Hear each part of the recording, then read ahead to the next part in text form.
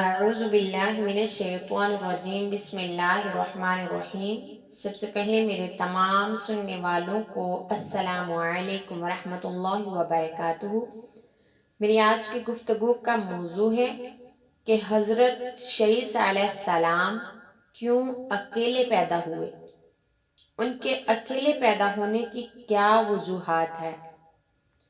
پاک ہے وہ ذات جس نے حضرت آدم علیہ السلام کو حضور نبی کریم صلی اللہ علیہ وآلہ وسلم کے وسیلے سے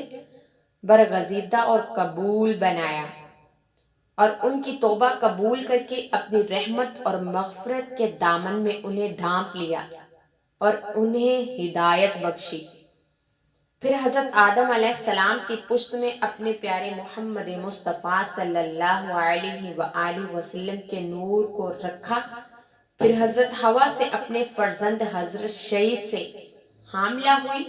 تو وہ نور صلب آدم سے باطن حوا کی طرف منتقل ہو گیا۔ حالانکہ اس سے قبل حضرت حوا سے 2 بچے پیدا ہوتے تھے، مگر حضرت شیس علیہ السلام اکیلے پیدا ہوئے۔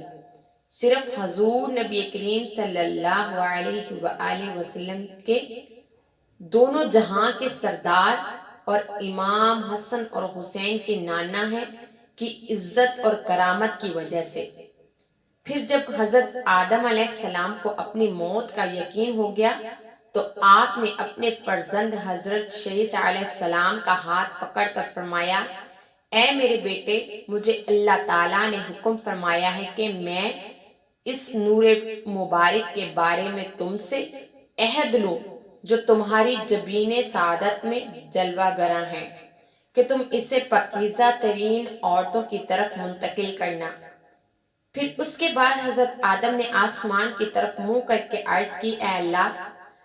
جس نور کے بارے میں تو نے مجھ سے عہد لیا تھا وہ میں نے اپنے بیٹے کو منتقل کر دیا ہے، تو اس پر گواہ ہو جا اور اس کی حفاظت فرما۔ پھر حضرت جبرائیل علیہ السلام فرشتوں کے جربٹ میں اترے اور حضرت آدم سے عرض کیا، اللہ آپ کو سلام فرماتا ہے اور حکم دیتا ہے کہ آپ اپنے فرزند حضرت شیس علیہ السلام کو ان فرشتوں کی گواہی کے ساتھ ایک عہد نامہ تحریر فرما دیں، کیونکہ یہ فرشتے آسمان کی عبادت گزار بندے ہیں۔ چنانچہ حضرت آدم علیہ السلام نے ایسا ہی کیا اور پھر حضرت شیس علیہ السلام کو 2 جنتی سبز حلے پہنائے گئے اور اللہ نے ان کو بی بی مخوائلہ جو قد و قامت اور حسن و جمال میں حضرت حوا کی ماں